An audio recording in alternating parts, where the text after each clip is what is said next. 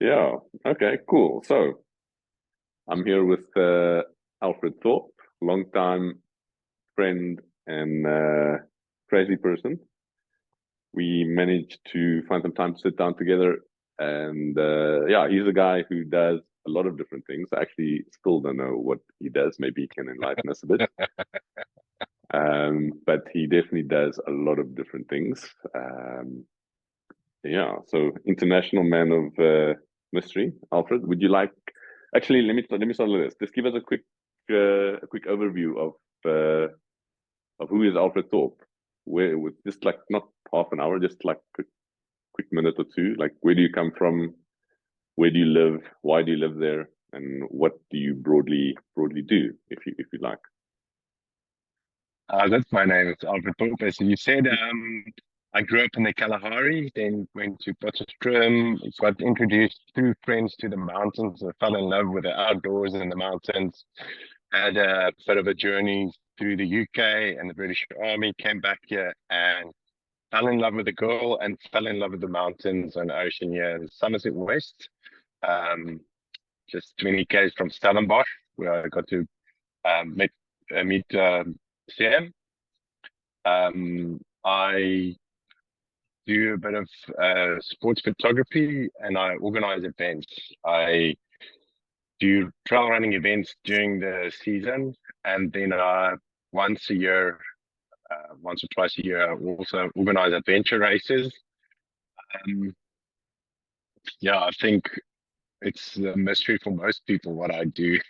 I, I don't always know how I pay the bill to myself, but I think the main focus is to get outdoors um, and to get other people to go outdoors and to challenge themselves. It's so rewarding to do something yourself, but is a quite a different reward to get other people to achieve something that they thought they can't, and just to see their faces at the Hmm. finish line is incredibly rewarding. Okay. Yeah, I think that's something I can like. I I agree with a lot. What I like to do as well. What you just mentioned is to show people who wouldn't normally go outdoors, or people who don't go outdoors that much, or just do something different outdoors, or something more challenging, or just a place they haven't been. That's really cool to show people that, to take them on a new hike, or challenge them to do an event, which I think you do a bit more of maybe. Yeah, just generally get outside, like you say. Like to go outside yourself is one thing. I love it. I often do a lot of it on my own, but if you can take someone with who haven't been there, who hasn't been there before, or even if they've been there before, it's always nice to share it. I think that's something very, very cool. Yeah, yeah. I stood at a park run once, and for those that don't know, park run is an international thing where you run 5 kilometers in the morning. It's a fairly Mm. simple run to do, but I stood at the finish line and watched people cross that line as if they just did their first Ironman. And I realized that like your challenge, like your abilities shouldn't be compared to somebody else's abilities, you know. And for me to do something long and hard, for that person to do that 5K was their toughest thing ever. And we just need to Mm. respect that and cheer them on for that as well as for those doing the extreme events. Yeah, absolutely. I mean, everyone can basically complete their own, like you say, Ironman, or what if it's a 5K run, or if it's just what we're running around or walking around the block. At least they're making a start and actually trying to do something, which I think E- is Exactly. They're getting is the outdoors. point. Yeah. So I mean, the outdoors. You've always been an outdoor person, uh, or not?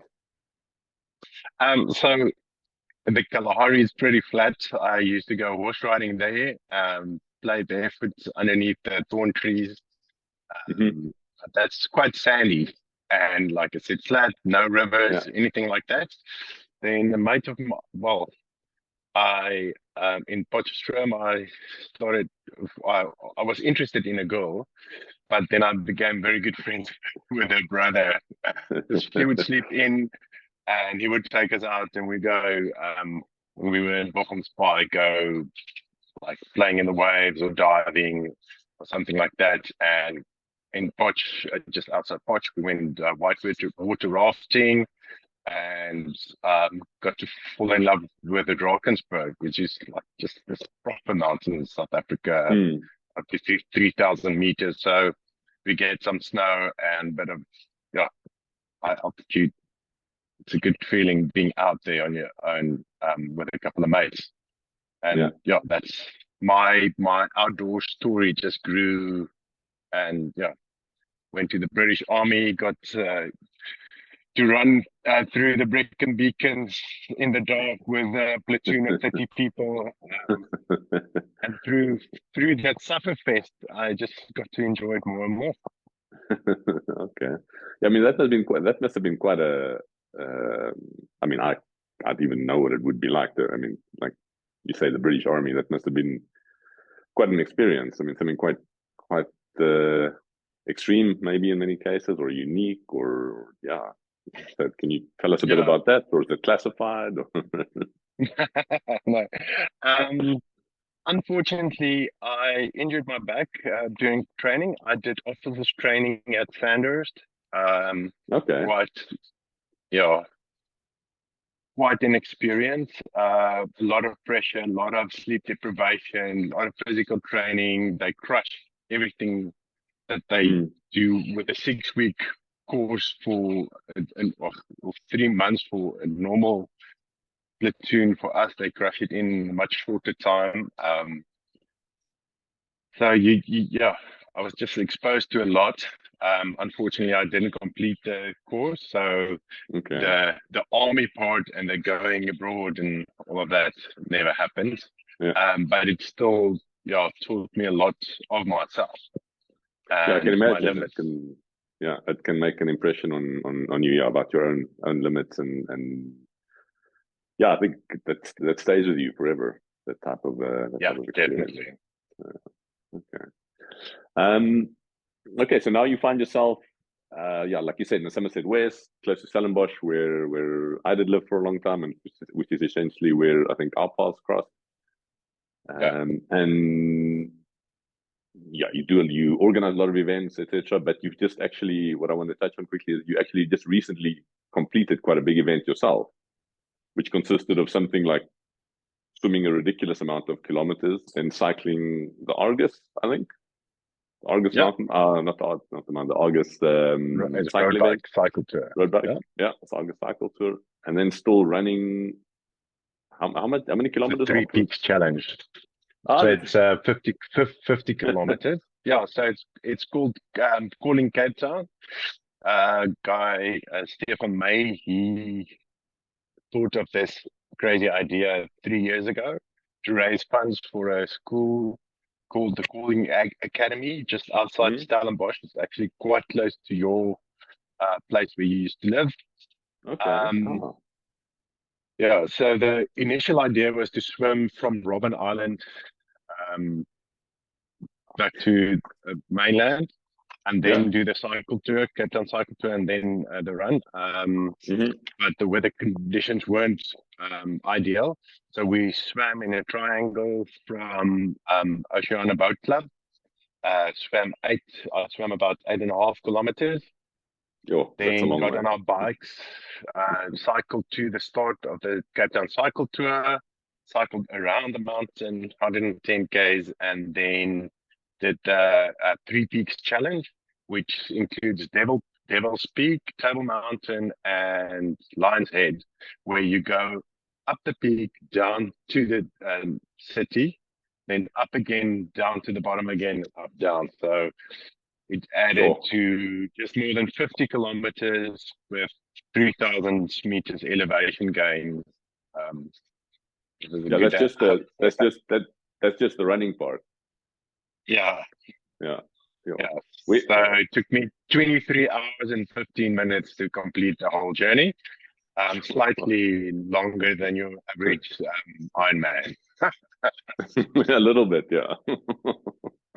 Yes, that's quite a, yeah. I mean, I saw a bit of it. Yeah, I followed bits and pieces online, obviously, but yeah, I mean, that's quite an achievement. I mean, swimming. I think obviously, I mean, I've got quite a cycling background, so the cycling thing I can wrap my head around. The Three Peaks Challenge, I've actually done back when it was when it was a standalone event back in 2000, and I can't remember, 2002 or three. There was a guy who used to organize it. I don't know. I don't think it's the exact same event or concept anymore. But I mean that on its own was ridiculously hard. And then I mean swimming 8 kilometers. I think the swim in the Ironman is 3 kilometers or something.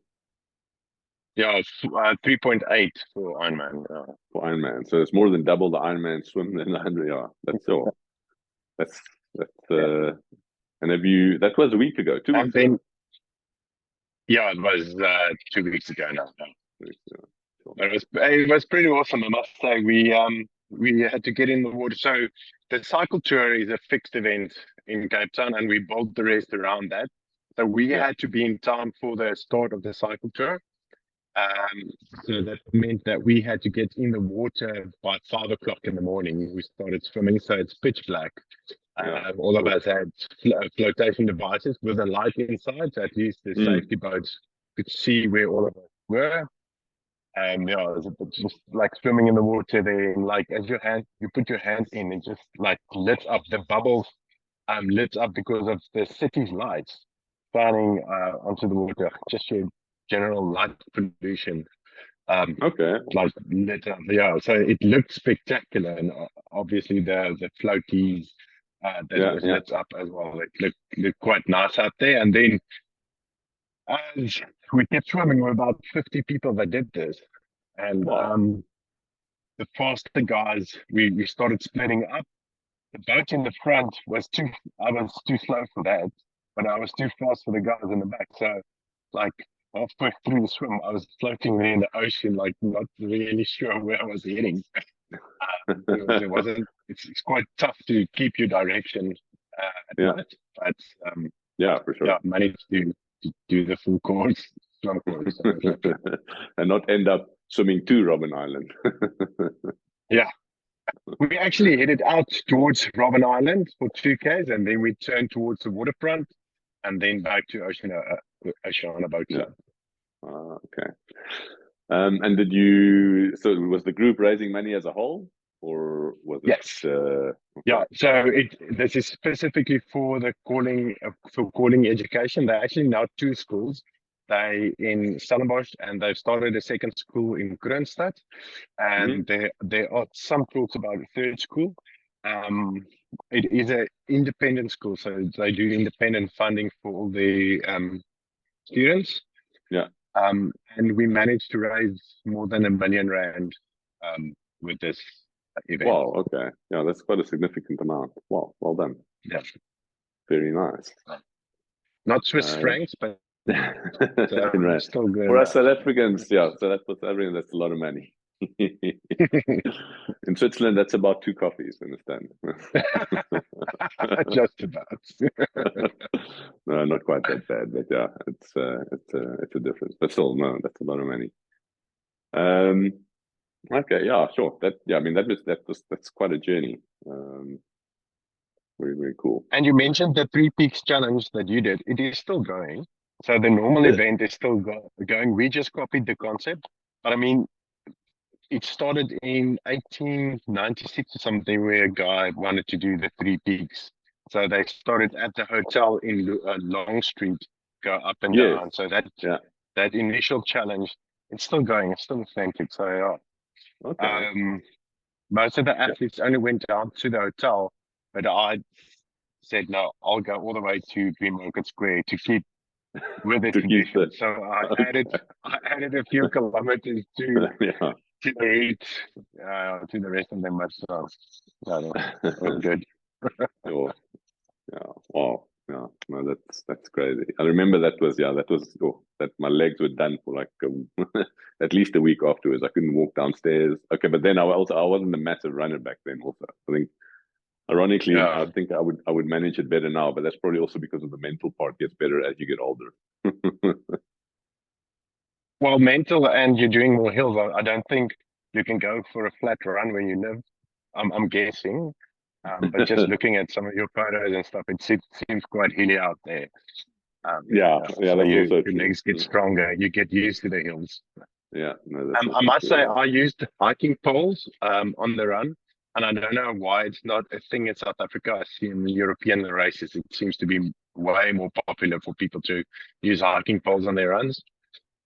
Yeah, That helped yeah, a lot with my legs. Definitely I felt great afterwards, to be honest. yeah. Like my legs obviously were sore, a long day Mm, out, but yeah, it took a lot of strain off yeah. Now the of poles, my I mean, legs. that's something that I learned here as well with the running. I mean, and now, I mean, I don't go on a long run without them. It's really, especially for the up, it helps you take a bit of the pressure off the legs, and on the down, it helps with balance. It also helps take a bit of pressure off the legs with the braking. It makes a massive Yeah, difference. It really makes a big difference. yeah, Yeah, it's yeah. crazy. Okay, yeah, that must have helped a lot. Okay, cool. Um, and at the moment, besides being a coffee shop connoisseur, because I think you're at a different at a different coffee shop on a daily basis where they all where they all know you. What Yeah. what sort of keeps you busy most of the time? It really is planning events at this stage. I used to do a lot of social media content creation and managing pages, but after COVID I decided to move away from all that. Um, Yeah, so I see, yeah, I think it's just a more positive environment to be in if you host events and you yeah yeah, get out there. I So can. trying to Yeah, find an excuse to be out there a bit more often, but day-to-day admin keeps me busy, but it helps to sit in a coffee shop and chatting with friends every now and again, not just work on your own at home all the time. yeah, okay. And any upcoming events? So I am organizing a big adventure race for October. So that means I go and play in the mountains on my own, scouting routes, finding, yeah, negotiating with farmers, getting access to special places. So I really go and look Mm, for something unique that's hidden out there, go look for the hidden gems. Um, so I can take other people there. yeah, And it is, for me, that's like such a dream come true. Just to be out there. I think part of the army also wanted me to spend time outdoors, to be that, to make that part of my lifestyle and my work. And it seems to really getting to that place now where I can go out, spend time in the outdoors, recce stuff, mm. plan routes, and yeah, go show other people where Yeah. I I mean, was, and they need to go find it with map and compass. that's good. Yeah, I think the route scouting and that. I mean, that's a lot of fun. Also, very rewarding. Um, in my experience, at least. It's it's very rewarding. We also we yeah, I started uh, running through about 8 9 years ago now.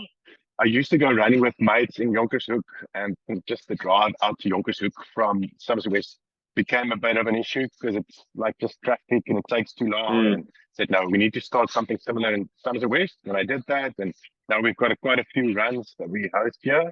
I also have we've got the Halleberg College that we got permits now, and we run yeah. the dedicated running space for us. So I build a lot of running trails as well. So Okay. once a week, I get out with a chainsaw and shovel and go build trails and create new trails for people to run on, which is also Oh, yeah. That sounds awesome. really Actually. excellent. Yeah, yeah. Okay. Um, and generally, generally speaking, do you ever spend time indoors?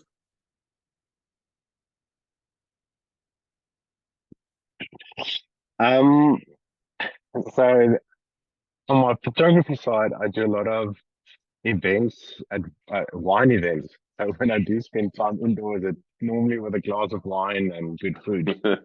Um, yeah. Uh, Yeah. that sounds Yeah, like the perfect. I do love that side of life as well. I think you've got a good appreciation for a good wine as well. And obviously Yeah, in for South sure. Africa, good wines are so affordable. Yeah, I Yeah. think that's something that both me and Yvonne miss a lot about Stellenbosch and South Africa in general. It's Yeah. the good food and wine that's really, really more, much more affordable. I mean, here, Yeah. yeah, I mean, when you do go to a restaurant, yeah, it's very rare, and it's quite yeah, it's just expensive. Um, and then you don't it, at least here where we live, if you do go out, it's really awesome, but it's really local mountain traditional food, which is great. But I Mm. mean, you know, when we speak about like Stellenbosch, Somerset West, with those fine dining restaurants, or just all the funky little bistros and things, that's something that I think we miss for sure. Yeah, I Yeah, don't think locals realize what they've got here. I mean, it no, they literally don't. is, I can They don't.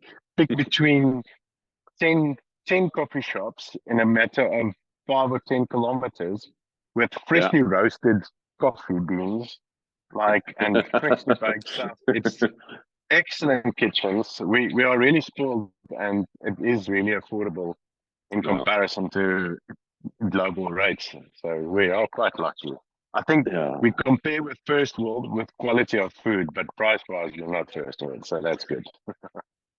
Yeah, for sure. And also, I think what a lot of people don't realize living or South Africans is that e- e- even though the currency is a lot weaker, you have a lot more purchasing power there. For the, I mean, if you know, like going out for a pizza or something if you just earn half decent money, you can afford to do that on a fairly regular basis or every now and again. Whereas here, even if you're earning quite good, you have to to turn the cents around, or to really budget it in. It's not just something. Okay, let's go. You know, it's not a big Yeah. deal.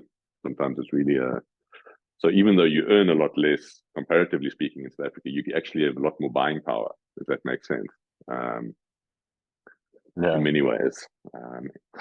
Yeah, which is yeah, but I mean, there's pros and cons for both, and it's just a very different setup and lifestyle, and both have pros and cons.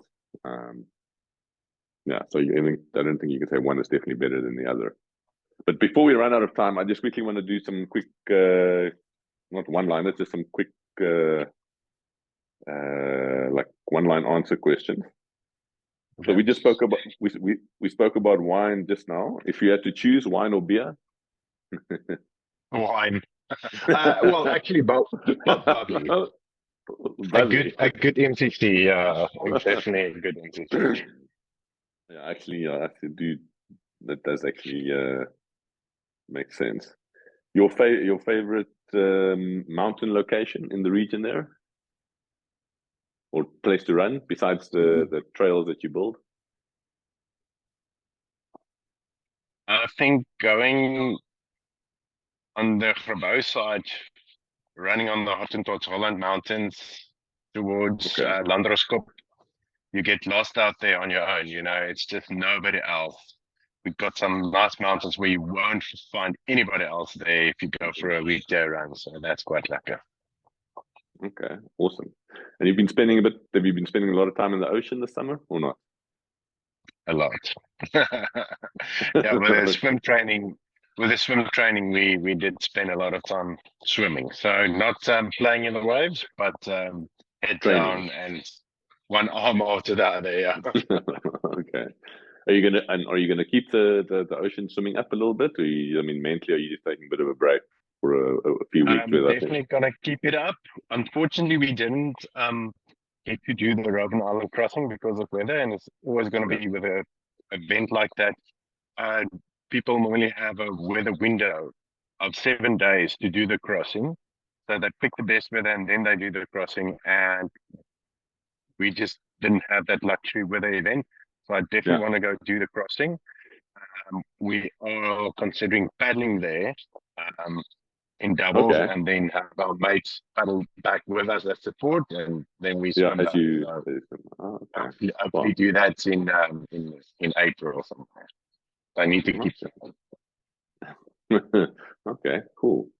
Um, and where's this other thing I wrote down here? Let me find that. I didn't have a lot of.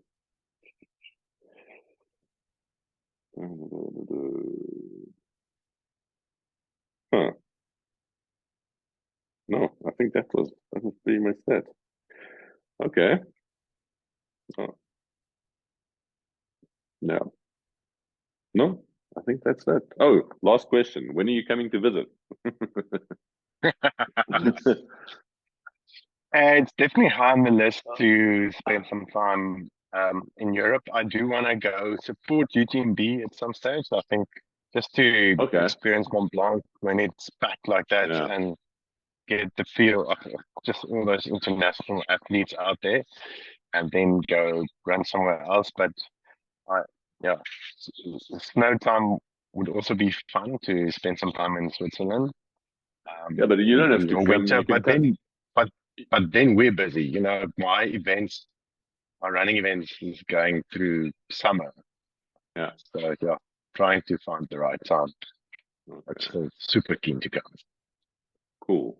Listen, I think we got like 10 seconds left. So I'm going to say bye. Thanks very much for taking the time. Really appreciate it. And yeah, I think we'll have to catch up soon, whether it's on a podcast or just on a general call. Be cool. Have a great day there. Maybe And with a glass of wine. Yeah. yeah, for sure. We'll do that. Like a cool. Okay. Thanks, Alfred. Thanks so Appreciate much it. for the call. All right. Okay. Cheers. Ciao. Bye.